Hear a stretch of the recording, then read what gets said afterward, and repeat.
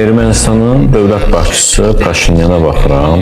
Alt paltarları belə yoxlanılan 10-15 nəfər Xocavənd sakininin içərisinə elə 10-15 də öz mühafizəçisini yerləşdirib.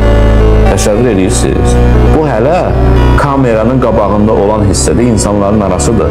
Kameranın arxasında olan mühafizəçiləri görmək mümkün deyil. Orada daha çoxdur. Yəni, İlham Əliyev nədən qorxursan? Bəs bu Paşinyan niyə qorxmur? Bu niyə qorxmur? Bu da qorxsun da.